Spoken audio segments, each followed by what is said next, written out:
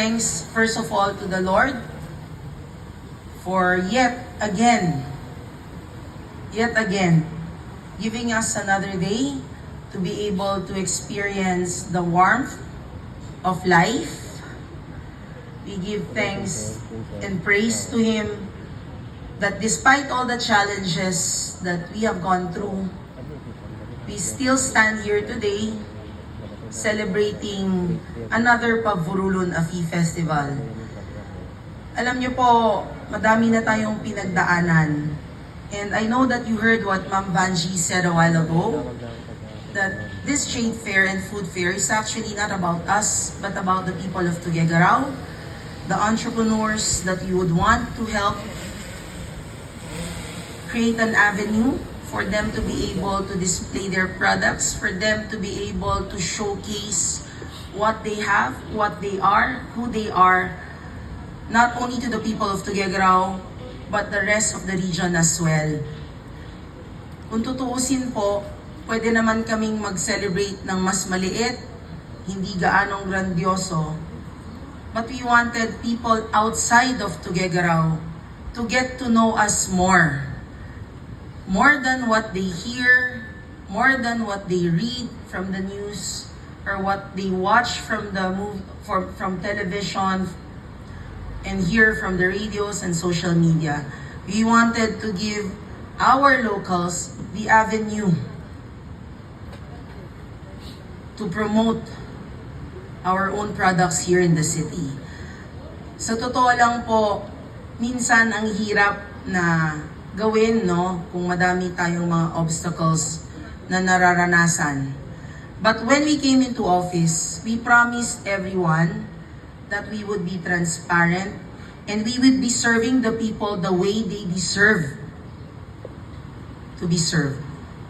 Kanina na-mention po ni Ma'am Vanji, my mantra has always been serbisyong nakikita, services that can be seen by the people. Because if they don't see government, they don't believe that government exists. They don't realize that government is there for them. Serbisyong nadarama. Kahit po nandito tayo nakatayo, kung ang mga kababayan natin hindi nararamdaman ng gobyerno, hindi nila naiintindihan ng gobyerno, hindi nila alam na may gobyernong nagmamahal at mangangalaga sa kanila, wala pong kwenta ang gobyerno. Serbisyong maaasahan, services that is reliable, services that can be seen, services that can be felt, services that can be relied on. That has always been the mantra that we stood up for. Ganyan po yung gusto nating iparating sa ating mga kababayan at sa iba pa pong umaasa na ang kanilang buhay ay maiaangat natin, mapapaganda natin, mai-improve po natin. That is what Tuguegarao City is all about. That is what the Tuguegarao City government wants to teach its people. The second one that we have always lived by is shared responsibility. We have always maintained that we are not perfect. No one is. Wala po talaga. Kahit sino man na makakapag-claim that they are perfect in every way.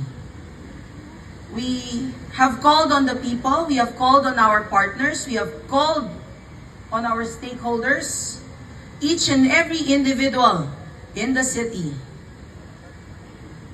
to have that shared responsibility, to grasp that concept that lahat po tayo, bawat isa sa atin, meron at merong katungkulan, meron at merong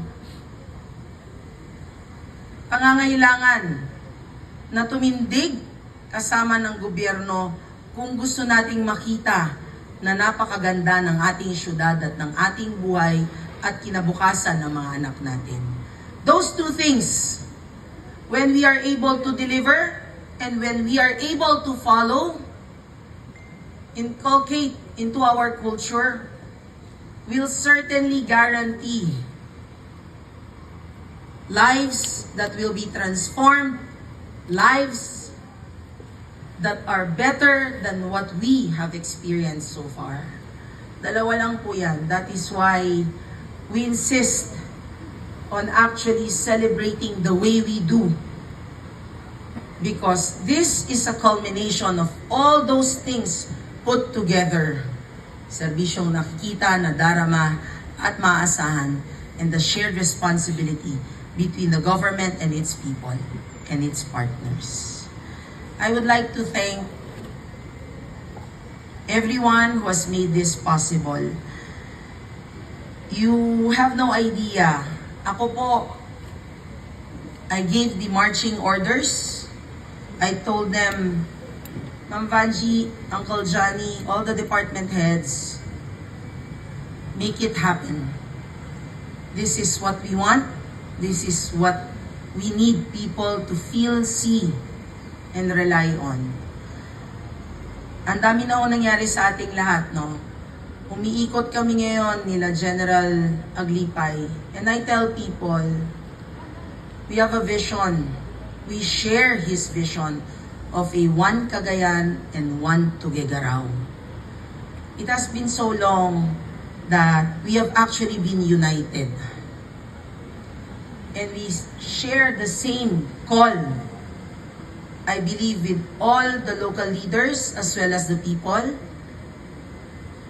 na magkaroon ng sama-sama at pagkakaisa ang bawat tao sa mga bayan-bayan ng probinsya ng Cagayan, dito sa Tuguegarao. It's very timely because our festivities, if you must know, doon po sa mga hindi pa nakakaalam, it's called Pavurulun. Pavurulun means together, unity, love, pagkakaisa. This is the time that we call upon everyone to share that same vision. Dahil pag nagkakaisa po tayo, gaganda ang buhay ng bawat isa sa Cagayan at sa city ng Tuguegarao. Nagpapasalamat po ako dahil kahit o minsan masungit ako, kahit o minsan mainit ang ulo ko, umiiyak ako, the department heads have never given up. Hindi po ako yung dapat pasalamatan kanina ni Ma'am Vanji, yung totoo po. Ako ang dapat na nagpapasalamat sa kanila. Because without them, all their hard work, the sleepless nights, ilang beses pong na-high blood yan si Ma'am Vanji, rain or shine, bashing, the little skirmishes, the little hurts amongst our own team, with others as well, the stress day in, day out of preparing for an activity that will showcase what we are and what that will showcase Pavurulun and the two mantras and the two philosophies that we have been following for the past 2 years. Has been great, so great that sometimes it looks insurmountable, but it is.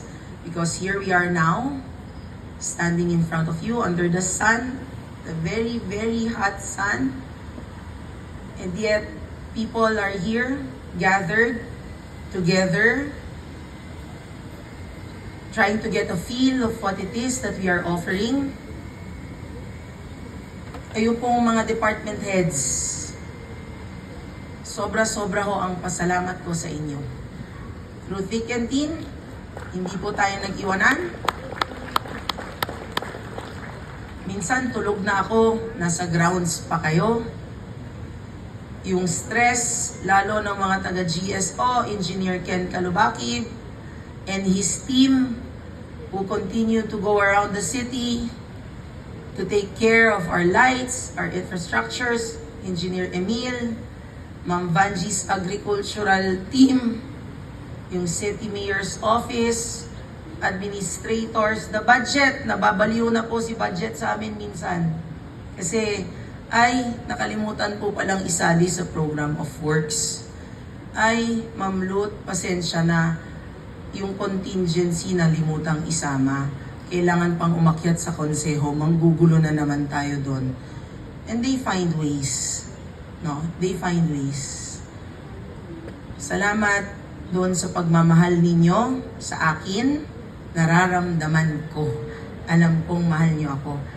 Huwag kayong mag-alala, mahal na mahal ko rin kayo pabalik. Because I see it's not because of the salary, it's not because of the job, it is because of your love for your fellow men and women in the city of Tuguegarao. And our hats off to all of you who have made this possible. To our DepEd family, who has never failed to show their support. Please stand up. Bigyan po natin sila ng masigabong palakpakan because wala pa ho ata tayong okasyon na wala ang ating mga SDS family, ang ating DepEd family. They have been instrumental in actually making every event a success. Maraming salamat sa inyo. To our uniform personnel, please stand up also.